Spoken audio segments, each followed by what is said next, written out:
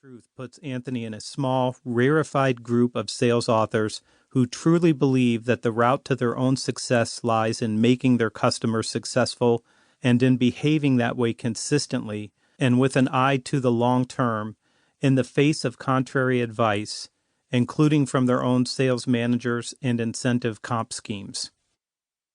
So what does it mean to face these tensions head on? Using the big metaphor of one up and one down, Anthony explores all aspects of sales. While he gives more attention than most to issues of mindset and intent, he also has a foot firmly planted in tactics, implementation, execution, processes, and practical solutions.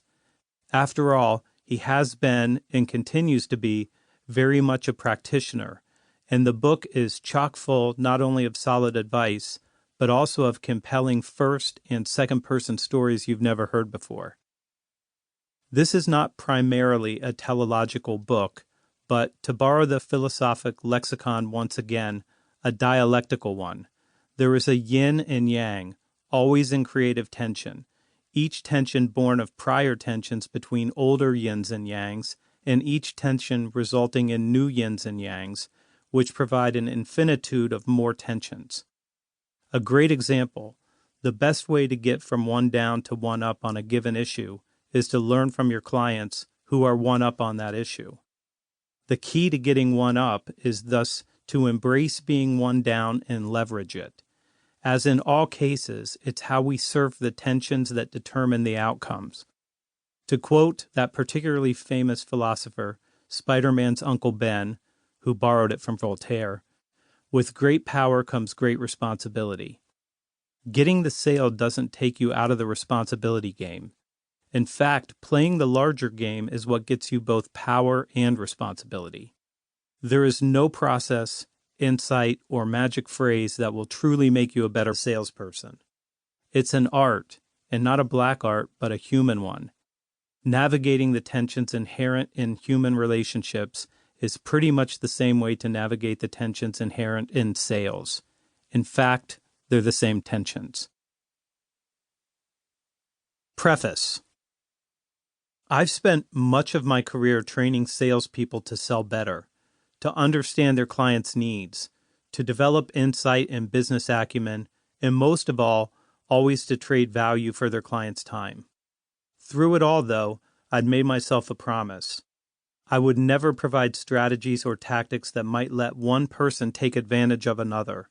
I'm all too familiar with the high-pressure, hard-sell tactics of the past, and I've seen a number of colleagues train salespeople to do whatever it takes to manipulate their prospects.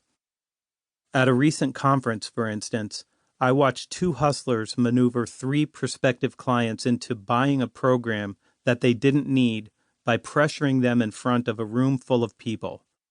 I was so upset that I charged out of the room, checked out of my hotel, and caught an early flight home. What I saw was not only unconscionable, but unnecessary. These men didn't have to rely on dirty tricks. They could have made the sales without forcing their clients, victims, to risk their egos and professional identities simply to decline an offer.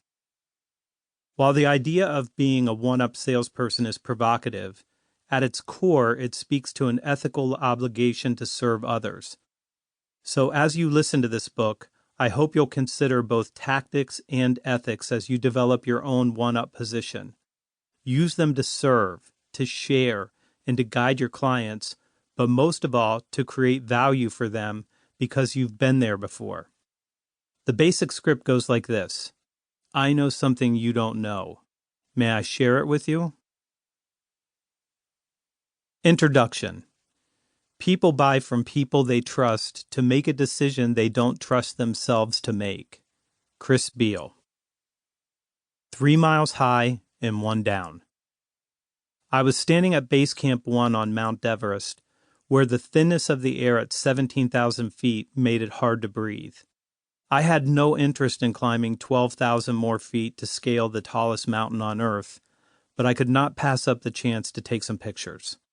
Unfortunately, I'd suffered from altitude sickness during my entire visit to Tibet. My hands and arms often started tingling like when your leg falls asleep.